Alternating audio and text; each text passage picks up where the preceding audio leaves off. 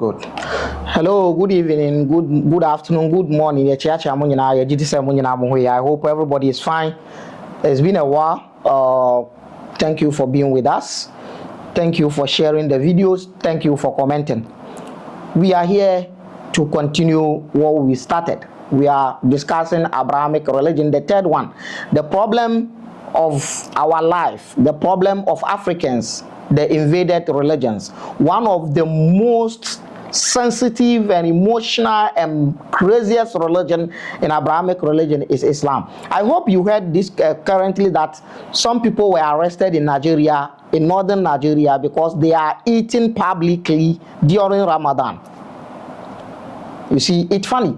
Now, if you go to Dubai or United Arab Emirates currently, in this fasting, this Ramadan month, they are busy buying condoms. They are busy buying sexual booster medicines. We have people there working with them. People who do delivery. They are busy buying condoms, buying sexual, erotic medicines to enjoy life, to enjoy sex. But an African country is arresting its citizens because they are eating publicly in Ramadan, as if their stomach is the stomach of Allah. This is how crazy we are. This is how crazy we are. I don't want to destabilize my series, because it's series that I'm doing. I'm getting somewhere. If not, I would have left everything and talk about the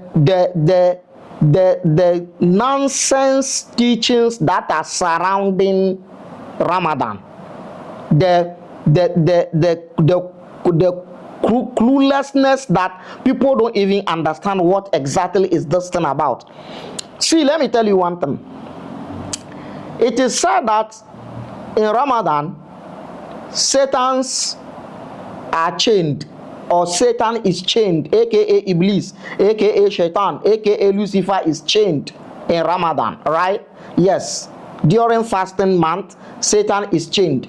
But do you know that in Islamic history, there was the first battle that took place in Islamic history was the battle that is known as Ghazwat Badr. Ghazwat Badr took place in Ramadan. Listen, the same Ramadan that you were told that Satan is chained, in Ghazwat Badr, Satan came to the people of Mecca and told them that he is with them and he will support them and Muslims cannot defeat them. At that time, Allah does not have the chain that we used to chain Satan at that time. Badr took place in Ramadan, but yet the Satan that was said that has been chained in Ramadan, every Ramadan they chain him, has come to tell the people of Makkah that he is with them and that they will never be defeated. You see, man-made religion. Go to the Quran, chapter of Anfal. That verse is there. That Satan came to tell the people of Makkah that he is their Allah. Meanwhile, the same prophet of Islam who Quran was given to is telling you that in Ramadan, Satan is chained. You see, this is man-made. You see, they created those things. They never thought that people will wake up. They never thought that people will reason. They never thought that people like us are coming. Look at foolishness. Anyway, let's put that one aside. Thanks for being with us once again. We are saying when the realities of life are uncovered, change is a must. Now, come with me as I take you through the end of the previous video you watched. Now, Gabriel came to read the Quran, the chapter An-Najm, to Muhammad. And when he got to the verses that Satan has put in the mouth of Muhammad, he told Muhammad that I didn't give you those verses. Then Muhammad started to lament. So when Satan was coming to add those verses to Muhammad, Allah didn't know to stop him. When Satan was coming to add those verses, Muhammad himself couldn't identify Satan. When Satan was coming to add those verses, Gabriel didn't know. So Satan is able to maneuver all the three. Allah, Muhammad, Gabriel, Satan maneuvered them and brought his own verses to add to the verses of Allah. Let's proceed. Muhammad starts to lament and he says, وَقُلْتُ عَلَى اللَّهِ مَا لَمْ يَقُلْ. I've said upon Allah what Allah didn't say. So I've lied. فَأَوْهَى اللَّهُ إِلَيْهِ. That is where Allah gave him revelation of the verse in Quran chapter number 22 verse 52. 52. This is what the verse is saying, to console him. So this incident of Surah An-Najm is the reason why Quran chapter number 22 verse 52, 53 came, or 52 to be precise. Now listen to what Quran chapter 22 verse 52 is saying. He says, Allah is speaking. I can read it off head, but I have Quran here so that you know I'm reading from the Quran. Now this is what he's saying. وَمَا أَرْسَلْنَا مِنْ قَبْلِكَ مِنْ رَسُولٍ وَلَا نَبِيٍّ. Allah says, we've never sent before you, we've never sent Rasul, an apostle, wala nabi, or a prophet, illa, unless idha tamanna alqa shaytanu fi umniyatihi, unless Satan attempts to put words in their mouth, unless Shaitan or Satan or Iblis attempt to put words in their mouth or to add something to their message. So, in other words, all the prophets that came before Muhammad, Satan has been tried to add his words to the messages of those prophets. This is what the verse is saying. فَيَنْسَخُ اللَّهُ مَا يُلْقِي الشَّيْطَانِ. Anytime Satan does that, Allah will clear what Satan has added. فَيَنْسَخُ اللَّهُ. Allah will clear, Allah will ratify, Allah will take away what Satan has added into the message. ثُمَّ يُحْكِمُ اللَّهُ آيَاتِهِ. And then Allah will establish his verses. So according to this verse, mostly verses come mixed up with Satan's own. Allah's verses and Satan's verses come mixed up. Then Allah will take out the Satan's own and leave his own with the prophet. This is what Allah is saying here. Wallahu alimun hakim. And Allah is the most knowing and the most wise. This is what the verse is talking about. So this is Quran chapter number 22 verse 52. Okay, now this is what triggered this particular verse. Go check it out. Quran chapter number 22 verse 52. This is the reason for the coming of the verse. Now tell me, my question here is that, how will you identify you as a Muslim? Tell me, how sure are you that you still don't have the verses of Satan in your Quran? How sure are you that you still don't have the verses of Satan in your Quran? Anyway, let's put that one aside. Now, when Muhammad recited the previous verses of Surah An-Najm, which is Quran chapter number 53, when he recited them, the people of Mecca prostrated. When they prostrated with him, that is where the news went viral that all the elders of Quraysh has accepted Islam. That is the reason why the Muslims, the refugees, the runaway Muslims who ran to Ethiopia came back to Mecca because of this incident. But now the earlier scholars, writers of Islamic literature, they accept this incident that it really happened, but the later clerics thinks it's an insult. Oh, indeed it is. It is an insult because you think there's Allah somewhere revealing verses to you that he couldn't identify, he couldn't know. He knows everything, but he couldn't know that Satan will come to add his verses to the verses of Quran chapter number 53. Allah couldn't identify that. Allah couldn't saw it coming. He knows everything, but he couldn't saw it coming.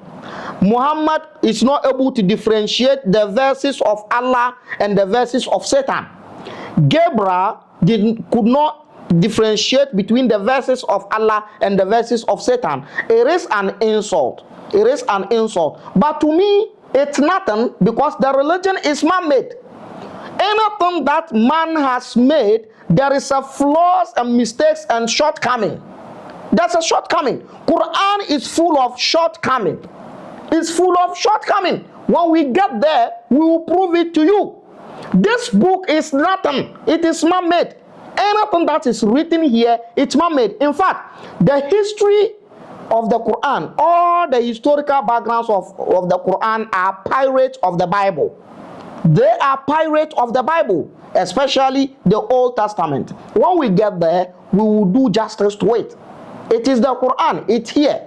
And all the other versions of the Quran that are around and their historical background, we have it here. We will do justice to that topic. Now, so the earliest scholars of Islam accepted that this incident took place, but the later scholars came to realize that no.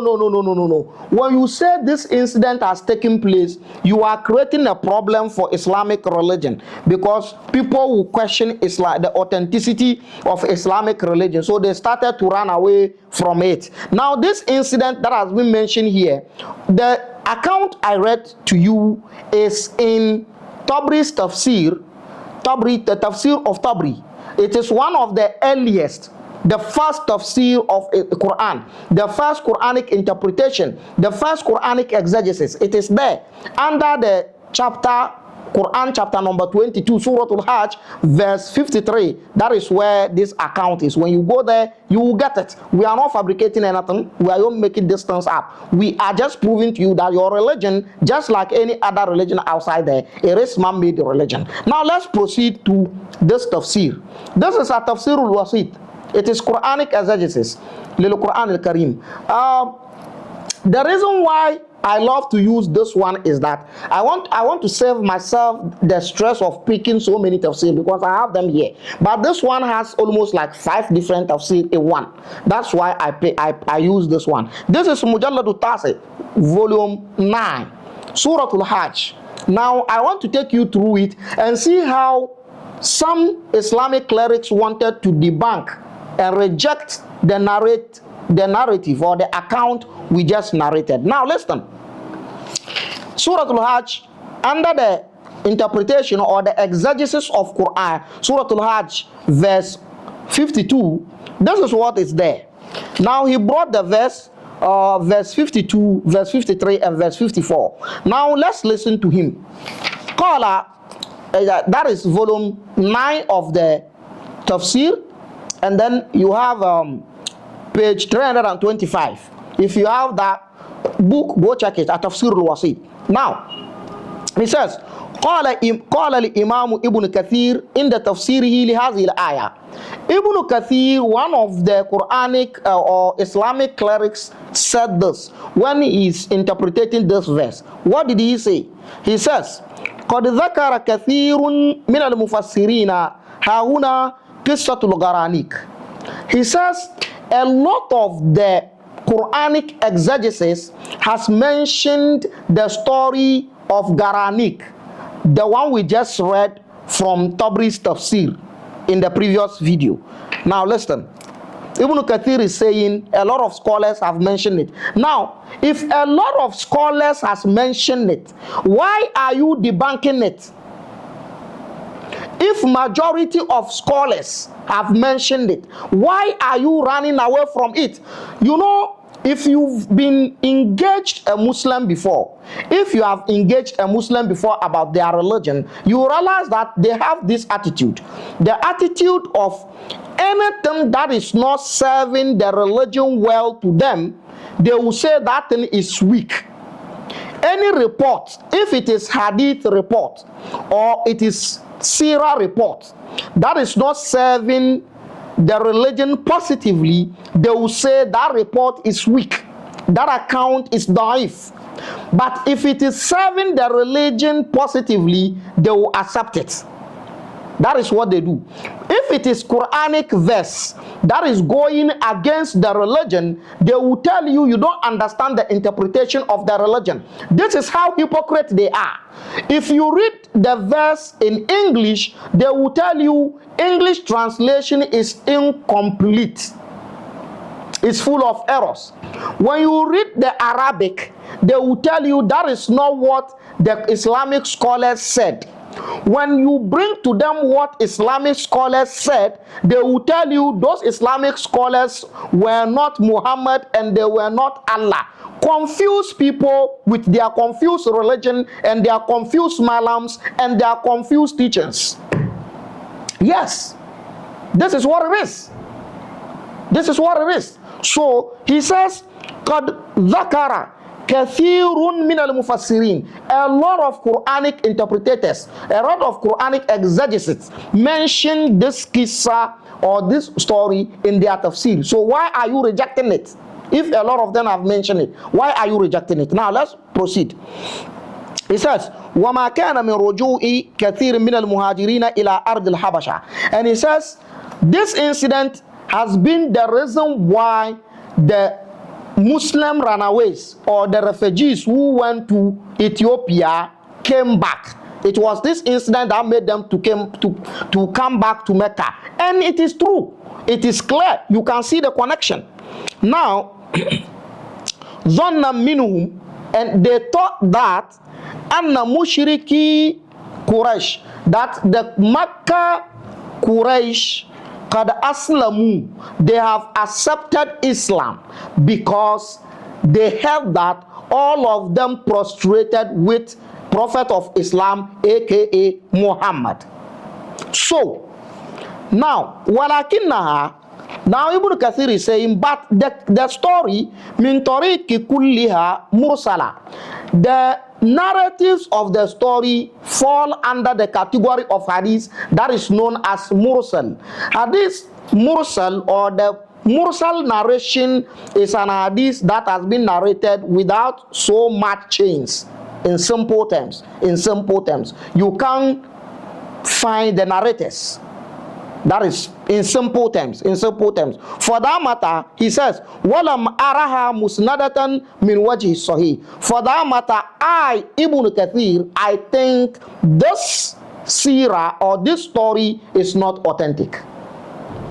The story is not authentic. So Ibn Kathir thinks this story is not authentic.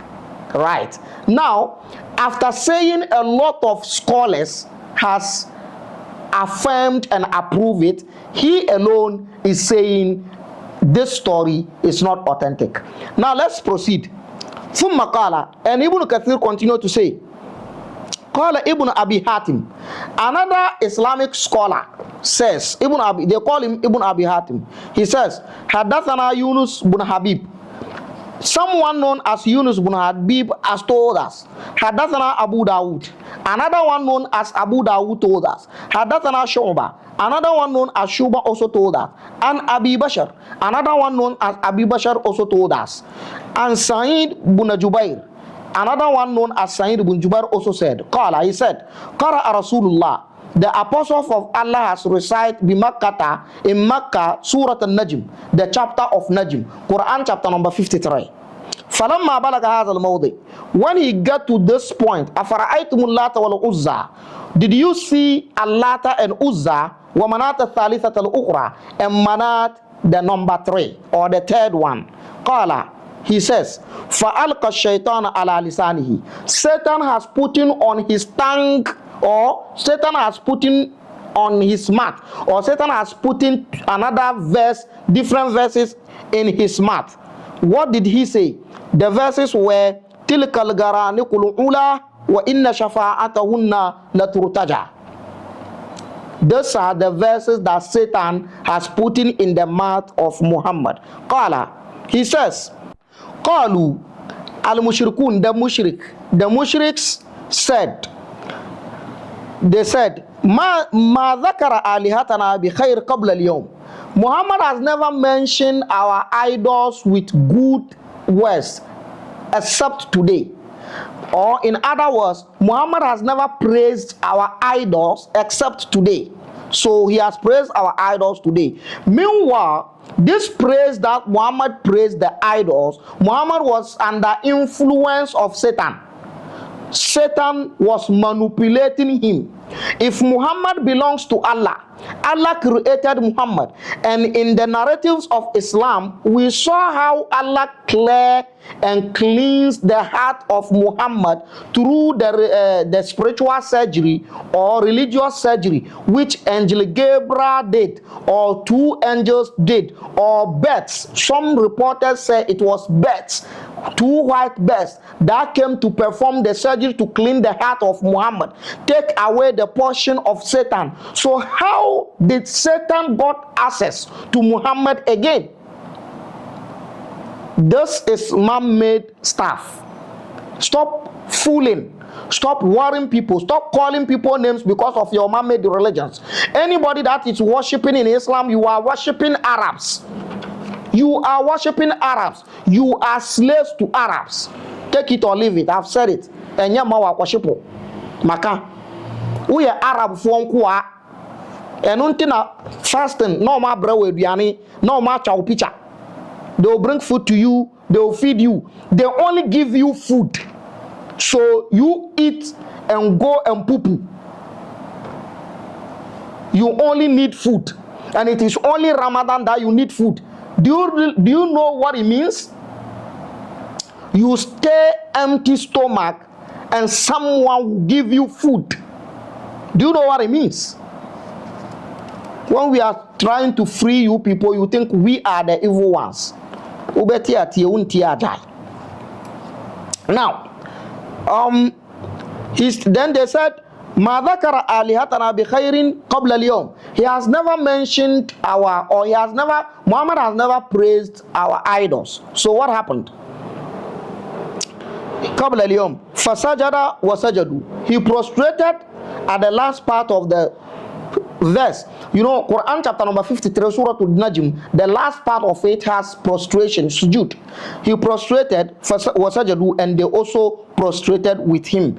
فَأَنزَلَ ta'ala, and Allah brought this verse. And this verse we just read, Quran chapter number 22, verse 52.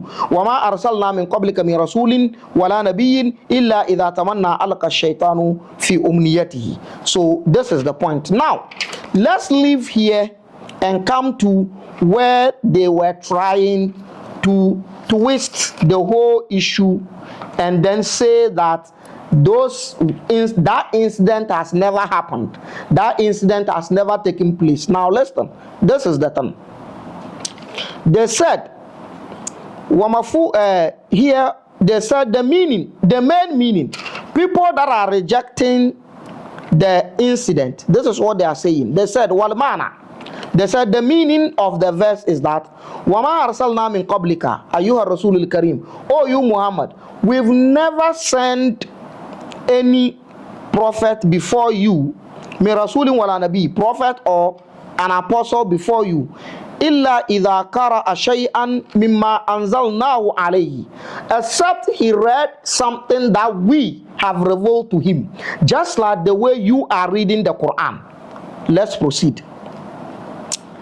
And he says, then alqa shaytanu fi ma'na qira'atihi ash-shubha wal abatil. Now, anytime we send a prophet and we give them revelation and they are reading the revelation or they are reciting the revelation, alqa shaytan, Satan aka Shaitan aka Iblis, who come and add meanings. Listen to what they are saying. will come and add meanings, and those meanings are shubha, misconceptions, wal abatil, and lies. They will come and add lies. Satan will come and add lies and misconceptions to the meanings of the revelation that has been given to the prophet of Allah. Here comes a question. How is it possible for a Satan to add meaning to Allah's revelation? Question number one. Question number two. Is it that when the Satan is adding meanings to the revelation of Allah, is Allah aware or Allah is not aware? If Allah is aware, why did Allah allow Satan to add meanings to his revelation? If Allah is not aware, do you still believe that your Allah is all-knowing? Don't you think they are interesting questions that you need to ask your sheikh, your ustaz, your shehu, your mukaddam? Don't you think it's interesting questions? Let's take it that it is meanings that Satan adds to the revelation of Allah. Why did Allah allow Satan to add meanings to his revelations?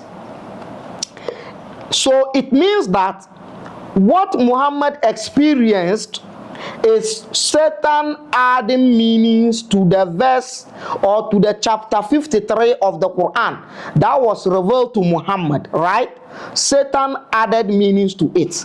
Now, are you not the same people who told us that wherever Quran is recited, Satan don't come there? So how dare Satan to come closer to Muhammad and add meanings to the verses of Muhammad? Again, another question. Is it that Muhammad is unprofessional prophet? Is it that Muhammad is not a good prophet? Is it that Muhammad does not know how to do his work well? Because if Muhammad is really indeed a prophet, he should rather know the difference between Satan and Allah and identify the difference between the two words. He couldn't. And you still believe this your prophet is secure and safe. You must be crazy. Now, he says Satan will come and add meanings, misconceptions, meanings of misconceptions and lies to what has been revealed to the prophet. Now, liyasudda nasa an itba ma yatluhu alayhim hadha rasul aw nabi. What is the reason for Satan adding meanings to the revelations of Allah? The reason, the purpose in which Satan does that is that he wanted yasudda nas, to stop people and itba ma yatluhu alayhim, from following the teachings of the prophet.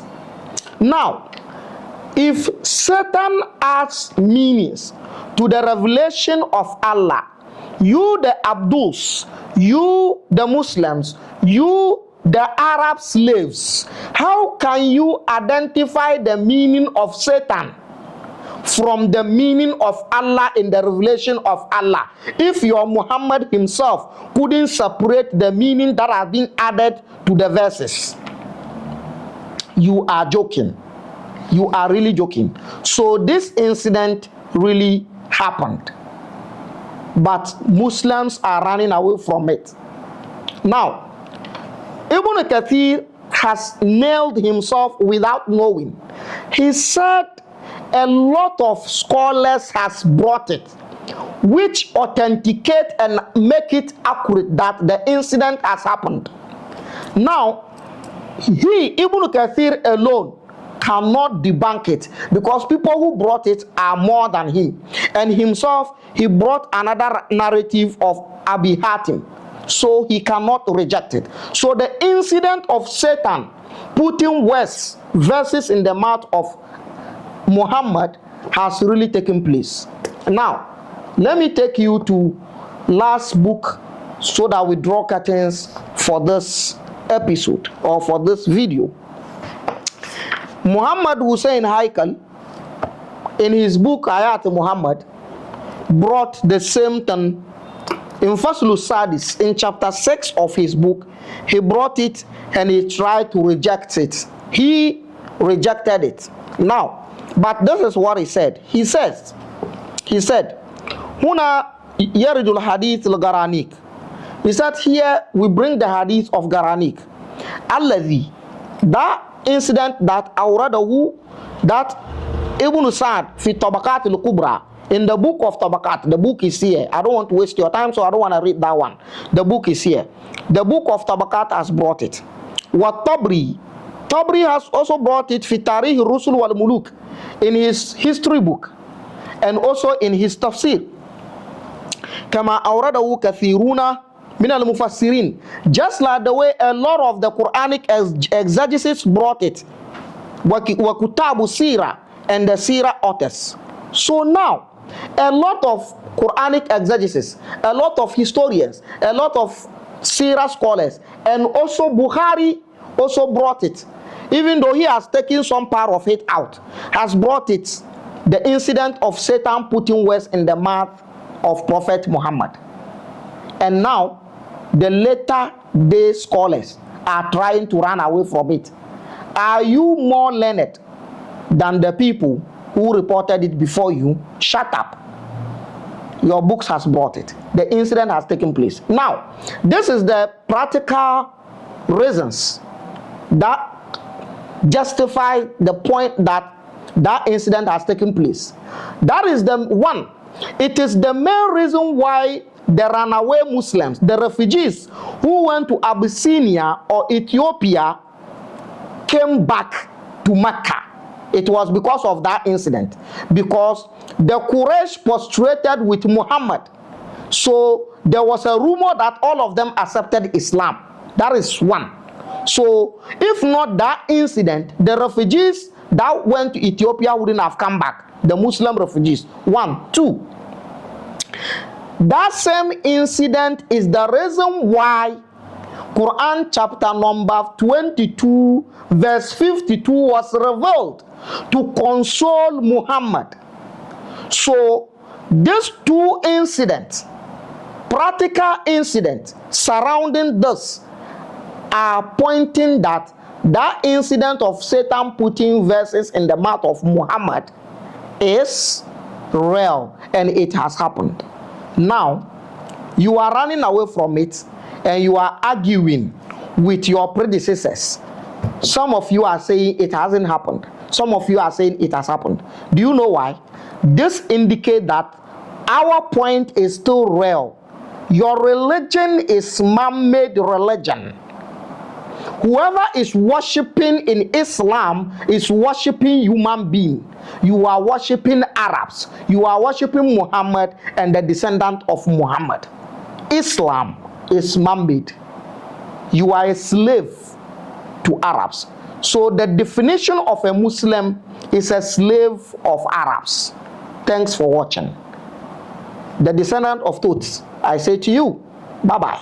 Let's meet in the next video.